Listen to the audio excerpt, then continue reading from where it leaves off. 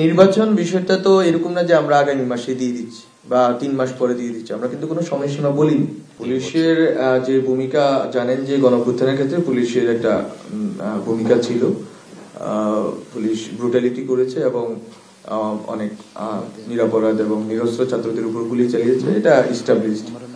এখন কিন্তু আমরা তো পুলিশ প্রশাসনকে অল আউট বাতিল করে দিতে পারি না, কিন্তু এটা সংস্কার করতে পারি এবং এটা সংস্কারের জন্য অনেকগুলো প্রস্তাবনা পুলিশ সংস্কার কমিশন দিয়েছে এবং সংস্কার কমিশনের প্রস্তাবনাগুলো ওয়াইডার কনসালটেশনের পরে আমরা যদি বাস্তবায়ন করি, এটা হচ্ছে একটা দিক যে সংস্কার আমরা করছি।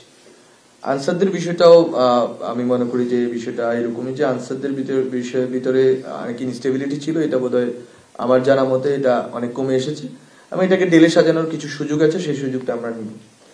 কিন্তু নির্বাচন বিষয়টা তো এরকম না যে আমরা আগামী মাসে দিয়ে দিচ্ছি বা 3 মাস পরে দিয়ে দিচ্ছি। আমরা কিন্তু কোনো সময়সীমা বলিনি।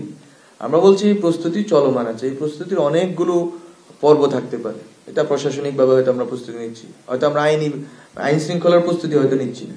আমরা বলছি যে আমাদের প্রস্তুতি আছে এবং আমাদের একটা দৃষ্টিভঙ্গি আছে যে লোকাল গভর্নমেন্ট ইলেকশন হলে আমরা জনগণের কাছে নাগরিক সেবাগুলো দ্রুত পৌঁছে দিতে পারবো, এটা আমাদের একটা বক্তব্য।